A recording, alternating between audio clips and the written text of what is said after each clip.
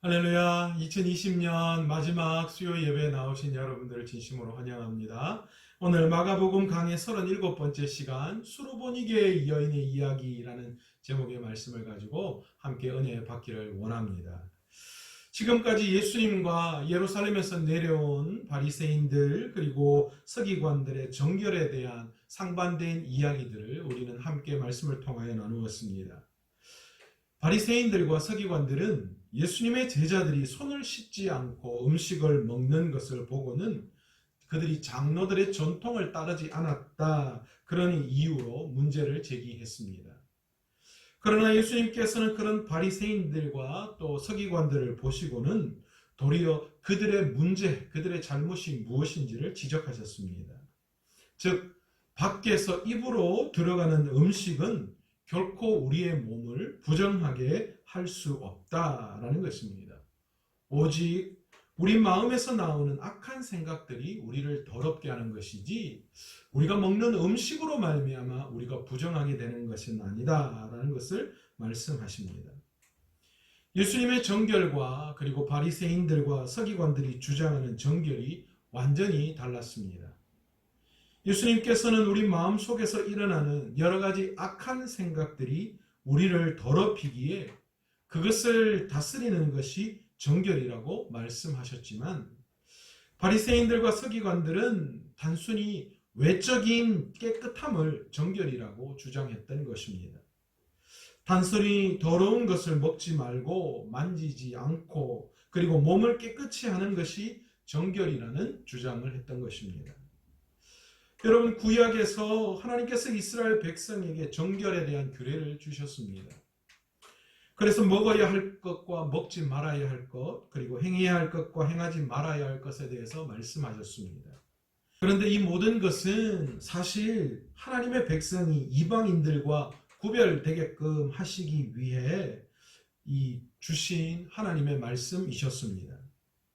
즉, 음식이 또한 씻지 않는 것이 부정한 것이 아니라 세상과 구별된 삶을 살게끔 하시기 위한 하나님의 방법이셨던 것입니다. 그러나 바리새인들과 서기관들은 전혀 그 뜻을 알지 못하고 단순히 외적인 정결에만 신경을 쓰고 나아가서는 이것들을 위해서 도리어 하나님의 뜻을 저버리는 고르반 같은 제도를 통해서 자신들의 이익을 도모하려고 했고 때로는 사람들에게 정결을 보여주는 것으로 여겼던 것입니다. 예수님께서는 지금 그것을 지적하시면서 진정한 정결에 대한 말씀을 해주시고 계십니다. 예수님께서 제자들에게 정결과 관련된 비유를 가르쳐 주신 후에 본문은 거기를 떠나 두로 지방으로 가셨다 그렇게 기록하고 있습니다. 여기서 거기를 떠났다라고 말씀하시는데 이 거기는 게네사렛을 말씀하시죠. 이 게네사렛을 떠나 두로 지방으로 가셨습니다. 여기서 두로 지방은 수리아 또는 시리아 지역을 말씀하고 있습니다. 지중해의 항구 도시로서 무역을 통해서 이 부를 축적한 아주 부유한 그런 도시가 바로 이 두로 지방이었습니다. 그런데 예수님께서는 이 두로 지방의 한 집에 들어가셨는데 아무도 예수님이 그곳에 머물고 있다는 것을 보여주기를 원하지 않으셨습니다.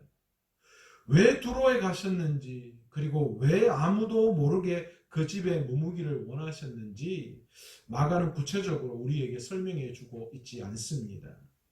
다만 예수님께서 제자들을 전도 여행을 보내시고 돌아오고 난 다음에 이 제자들과 지금까지 전혀 쉬지 못하셨고 계속해서 말씀을 전하셨기에 아주 많이 피곤한 상태였을 것입니다.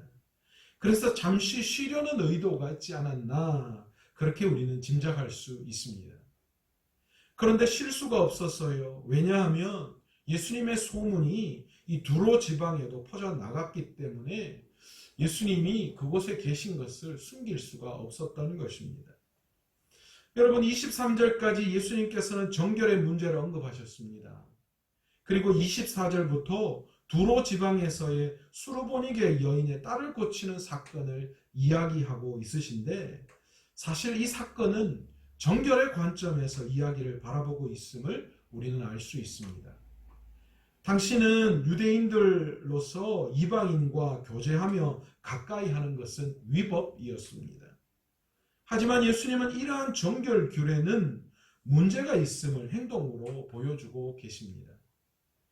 25절에 보시면 이에 더러운 귀신 들린 어린 딸을 둔 한 여자가 예수님의 소문을 듣고 곧 와서 그 발 아래에 엎드리니 그렇게 기록합니다.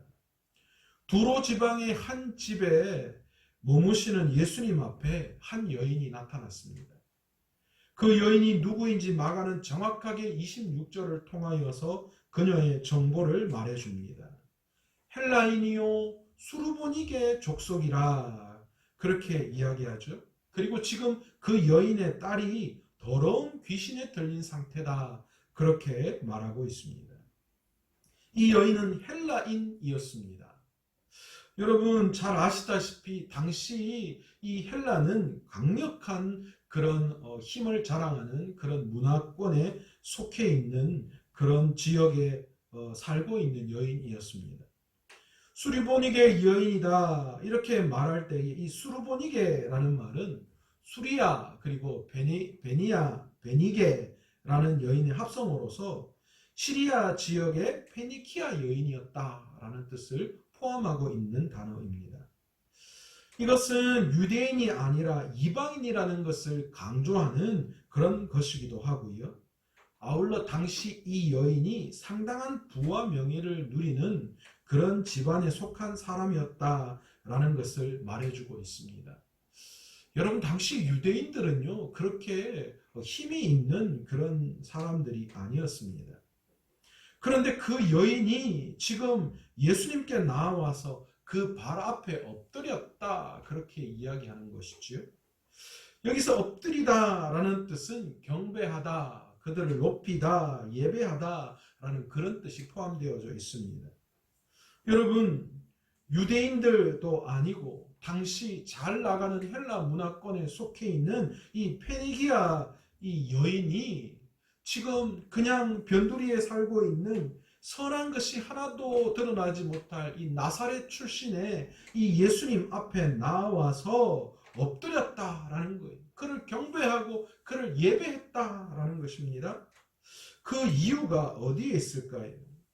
마가는 그 이유를 바로 자신의 딸이 더러운 귀신에 들렸기 때문이다 그렇게 말하고 있어요. 이 수르보니게 여인이 예수님 앞에 엎드린 이유는 그녀의 이 딸이 귀신에 들렸기 때문입니다. 그런데 그것도 아주 더러운 귀신에 들렸다라고 그렇게 이야기합니다.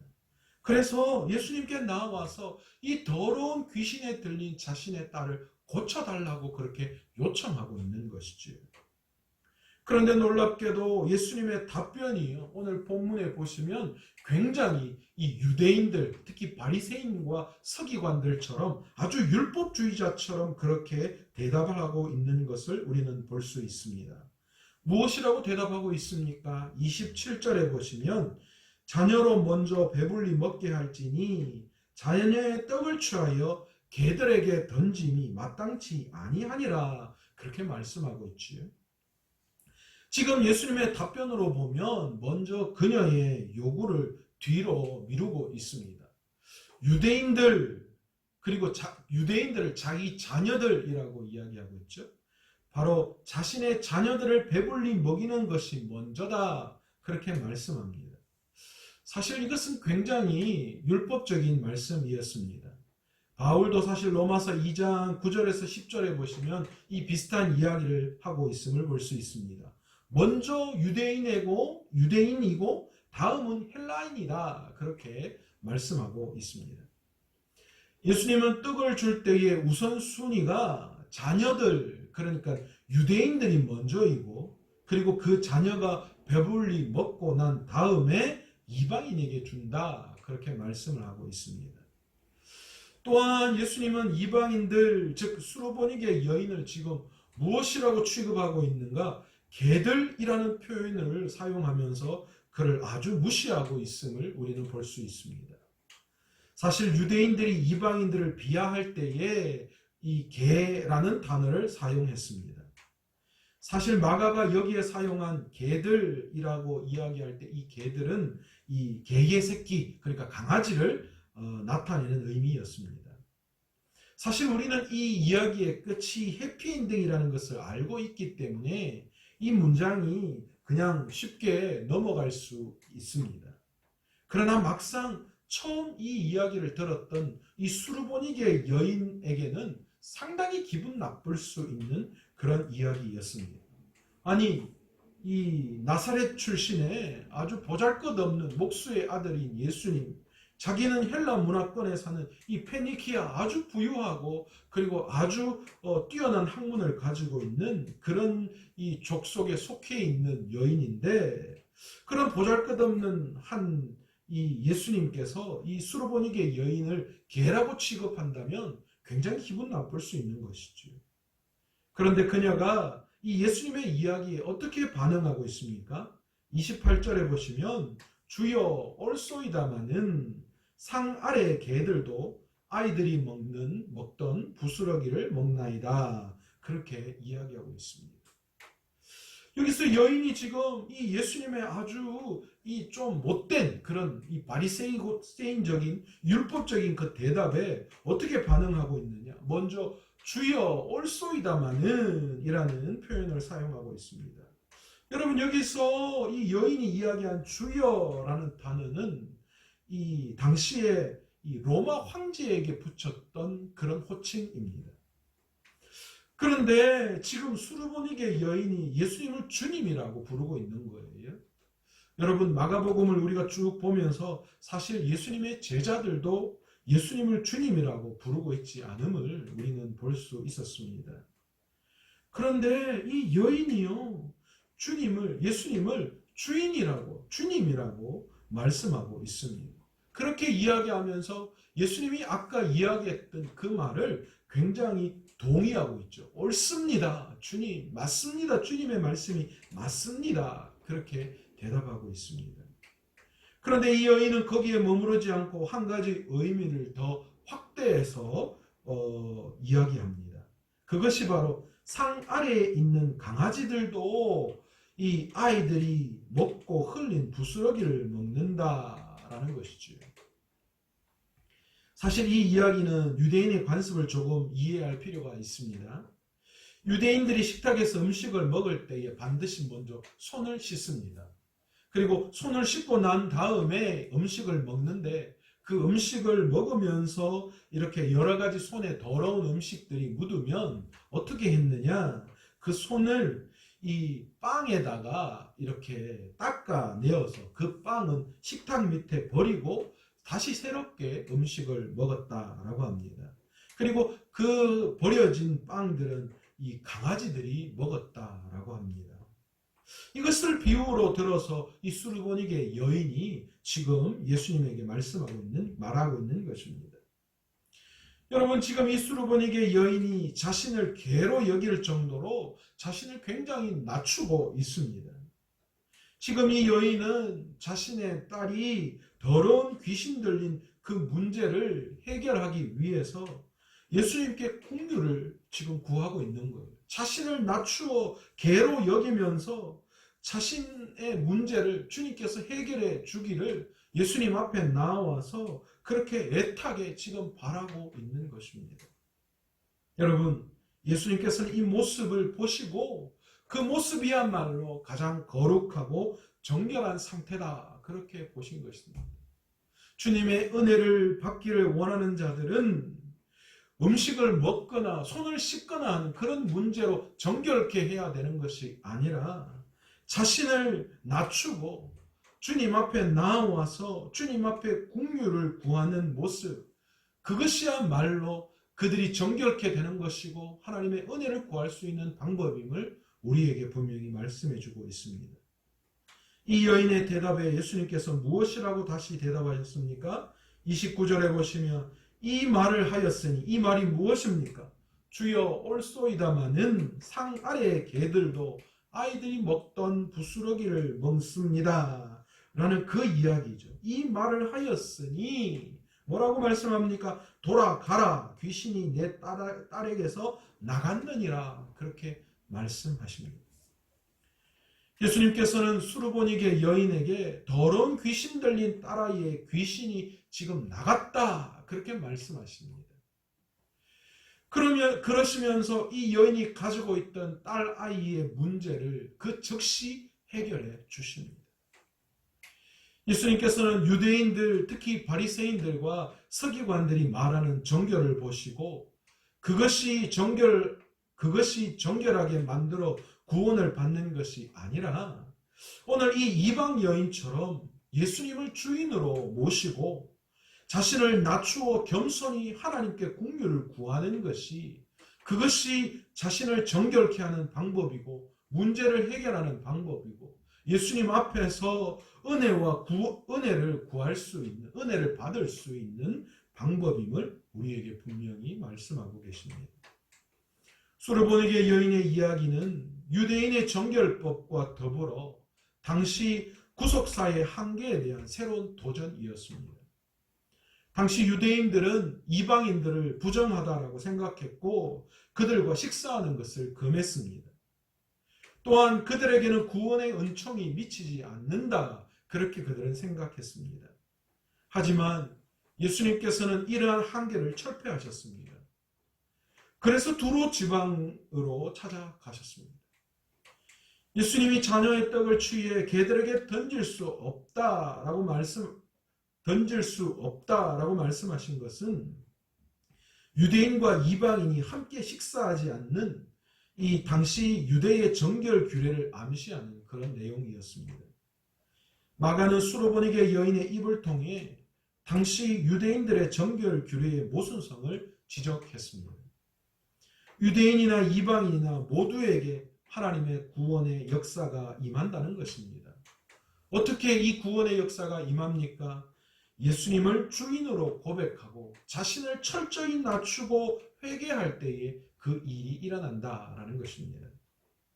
여러분, 결국은 하나님의 은혜를 받을 사람은 바리새인이나 서기관들 같은 외적인 정결을 추구하는 사람이 아니라 철저히 자신을 낮추고 은혜를 구하는 자임을 명백하게 우리에게 보여주고 있습니다.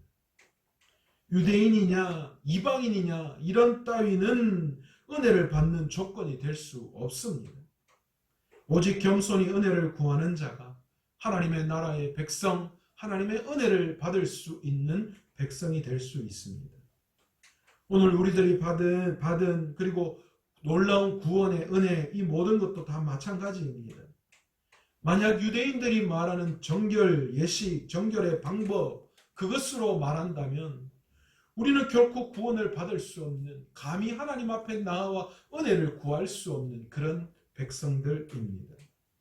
그러나 정결은 유대인들이 말하는 외적인 조건이나 장로들의 전통을 지키는 것이 아니기에 우리도 오늘 하나님의 은혜를 구할 수 있는 그런 하나님의 백성들이 될 수 있는 것입니다. 오늘 저와 여러분이 이 수르보니게 여인처럼 겸손히 하나님 앞에 마음을 열고 은혜를 간구하고 그리고 주님을 나의 주인으로 고백할 수 있는 저와 여러분 다 되시기를 간절히 축원합니다. 기도하겠습니다. 하나님 아버지 감사합니다. 오늘 이 바리새인과 서기관들 그들이 주장했던 외적인 그 정결 규례를 따르는 것, 그것이 하나님의 은혜를 받을 수 있는 조건이 아니라 오늘 이 수르보니게 여인처럼 자신을 주님 앞에 철저히 낮추며 자신을 개로 이야기할 때에도 자신을 더 낮추며 주님의 은혜를 구하기를 원했던 그 수르보니게 여인처럼 오늘 이 시간 주님 새해를 준비하며 나아가는 우리들의 마음들이 이 수르보니게 여인처럼 주님이 우리에게 은혜를 주시는 분이심을 깨닫고 주님 앞에 철저히 자신을 낮추어 겸손히 긍휼을 구할 수 있는 저희들의 삶이 될 수 있도록 주님이 도와 주옵소서. 이제 아버지 하나님 올해를 보내고 이제 새롭게 시작한 이 한 해도 우리 하나님이 놀랍게 은혜를 채워주시고 또한 우리가 생각지도 못한 놀라운 것으로 주님께서 우리의 삶의 이 교회 위에 기적을 베풀어 주실 줄로 믿습니다. 그러니 오늘도 귀한 이 말씀을 붙들고 우리를 아버지 하나님 말씀 안에서 정결케 하여 주옵시고, 주님 우리를 낮추어 주님 앞에 긍휼을 구할 수 있는 주님의 피로 말미암아 우리가 정결케 됨을 잊지 않고 주님 앞에 나아가는 저희들 다 되게 도와 주옵소서. 이 모든 말씀 예수님의 이름으로 기도드리옵나이다. 아멘.